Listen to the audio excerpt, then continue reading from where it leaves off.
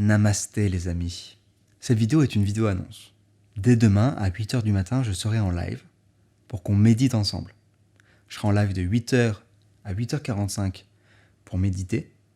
Et ensuite, de 8h45 à 9h, on fera un petit débrief et on discutera ensemble. Sauf si ça me saoule, et là, ça s'arrêtera très vite. La partie discussion, je veux dire, hein, pas la partie méditation. Dans cette vidéo, on va donc voir ensemble pourquoi et comment méditer. Alors, il y a plein de types de méditation différents. Nous, on va en voir un ensemble. C'est une méditation Anapana. Anapanasati, ça veut dire l'attention au souffle. Pour le pourquoi d'abord. Le but de cette technique, c'est de développer son attention au moment présent. Les sources de nos maux, de ce qui nous affecte, ça va être de l'anxiété, de l'inquiétude, de la peur, dirigée vers le futur, ou du regret, de la nostalgie, des choses qui nous empêchent d'avancer, de la culpabilité, dirigée vers le passé. Globalement, le passé et le futur sont les sources de nos maux. C'est en tout cas la vision qu'on va adopter ici. On va donc entraîner notre esprit à revenir au moment présent, à toujours revenir au moment présent. On va un petit peu le muscler. Il faut un peu voir ça comme un exercice de fitness, si vous voulez, mais pour votre esprit. Pour le pourquoi, je pourrais aussi parler des bienfaits de la méditation, qui sont multiples, par exemple sur la mémoire, ou par exemple sur la concentration. Il y a d'ailleurs un épisode de Vox, de la série Explained, qui a été fait dessus, qui est visible sur Netflix, je crois, qui est incroyable à ce sujet. Si j'ai d'autres sources, je vous les mettrai en description. Alors comment ça marche? Maintenant qu'on a vu le pourquoi, c'est-à-dire l'intérêt de revenir au moment présent, parce que c'est celui qui nous permet d'être dans le vrai, d'être dans la réalité, d'apprécier les choses qui nous arrivent et de ne pas être dans une anxiété, une peur, ou dans un regret, une culpabilité. Le comment est important parce que je ne sais pas à quel point je vais guider les méditations, parce que je vais méditer en même temps que vous. Et donc si vous ne connaissez rien à la méditation, écoutez bien les petits conseils que je vais vous donner, puisque c'est eux qui vont vous permettre de vous mettre à cette pratique. Je précise par ailleurs que je suis absolument pas prof de méditation, que j'ai pas eu de formation de méditation. J'ai juste fait 2 stages de méditation assez intensifs, une 20aine de jours en silence avec méditation du matin jusqu'au soir. Et je médite moi-même depuis tous les jours depuis plus d'1 an maintenant. C'est d'ailleurs ça qui était donc ce truc que je fais tous les jours, dont je vous ai parlé aux dernières résolutions, c'était évidemment la méditation. Et ça fait longtemps que je voulais vous faire des lives comme ça de méditation, en tout cas essayer pendant quelques jours. Et je trouve que le confinement s'y prête merveilleusement bien.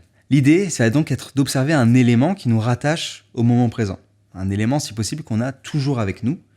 Et cet élément, ça va être notre respiration. On va donc s'asseoir, donc en tailleur ou bien les pieds sur le sol.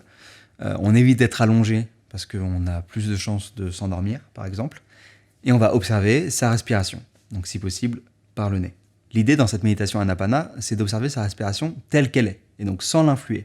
Donc le but, c'est pas de calmer sa respiration ou de respirer plus vite ou quoi que ce soit, c'est juste d'observer telle qu'elle est.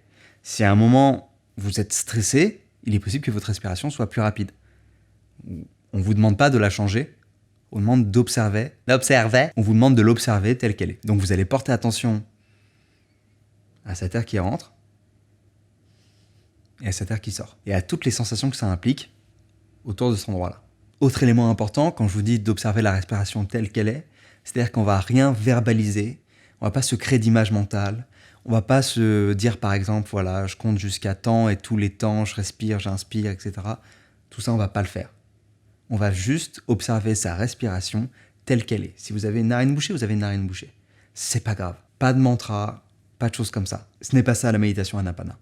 On observe les choses telles qu'elles sont. Si on veut observer le moment présent, on va l'observer tel qu'il est, sans projection mentale. Si je peux me permettre de donner un autre conseil, vous risquez d'avoir froid, parce que pendant longtemps, vous n'allez pas bouger, mais n'ayez pas trop chaud non plus, sinon ça va être désagréable. Aussi, dans les derniers conseils, moi je recommande pas de méditer sur son lit, par exemple, parce que je trouve qu'on s'enfonce un peu dans le lit et du coup ça fait encore plus mal au dos.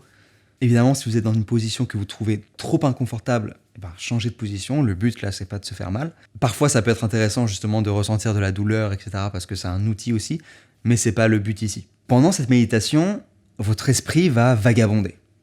Il est possible que vous pensiez à ce que vous avez à faire dans la journée. Il est possible que vous pensiez à ce que vous avez fait la veille. Il est possible que vous pensiez à ce qui vous manque dans cette période de confinement. Il est possible que vous pensiez aux inquiétudes liées à cette crise sanitaire à laquelle on fait face. Et pareil pour moi, je vais forcément penser à la caméra, je vais forcément penser au fait que ce soit un live. J'ai pas l'habitude de méditer aussi longtemps. Ça fait longtemps que j'ai pas médité 45 minutes, pour être très honnête. Donc je vais peut-être, je vais penser au fait que ce soit long. Voilà, c'est normal. Notre esprit vagabonde. L'important, c'est quand on se rend compte qu'on a vagabondé, quand on se rend compte qu'on se dit « mince, je suis pas du tout en train d'observer ma respiration », et ben on remet son attention sur sa respiration sans la moindre culpabilité. Ça, c'est très important. Faut pas se dire « j'ai une mauvaise méditation parce que j'ai pas assez observé ma respiration, etc. » Faut pas avoir de culpabilité par rapport à ça. Les pensées passent comme des nuages.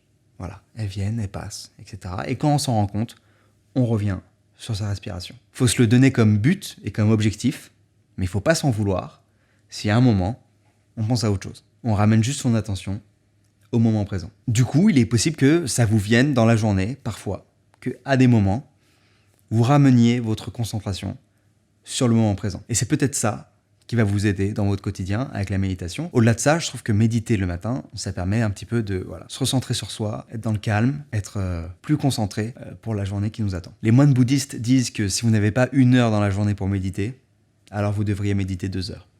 On se retrouve donc demain matin à 8h en live. Si cet horaire change, s'il y a des informations par rapport au live, ce genre de choses, tout sera en description de cette vidéo-là. Cette vidéo-là, ça sera notre repère parmi ces lives-là, parce que les lives ne seront pas réuploadés. Donc quand on devra discuter ensemble de l'organisation autour de ces lives-là, ça se fera en description ou en commentaire de cette vidéo-là. Je précise aussi que vous n'avez absolument pas à venir de 8h à 8h45 méditer. Si vous avez envie de méditer 10 minutes, venir, partir ou même 5 minutes, n'hésitez absolument pas. La porte est grande ouverte. C'est avec plaisir qu'on vous accueillera dans notre méditation collective. Je vous dis à demain. J'espère que ça va bien se passer. J'ai jamais fait de live sur YouTube. Donc voilà, j'espère que je vais le faire avec mon téléphone. J'espère que ça va bien rendre quand même.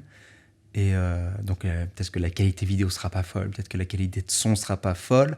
Je ne sais pas à quel point je vais vous guider. Je vais essayer de le faire au mieux possible. J'ai jamais vraiment fait ça de ma vie. Ou alors vraiment juste avec des petits groupes comme ça pour rigoler. Je vous souhaite une très bonne fin de week-end et à demain. Namasté. Voilà, bon, j'espère que c'était bien, j'espère que c'était clair là. Putain, on va se faire un petit Red Dead Redemption là.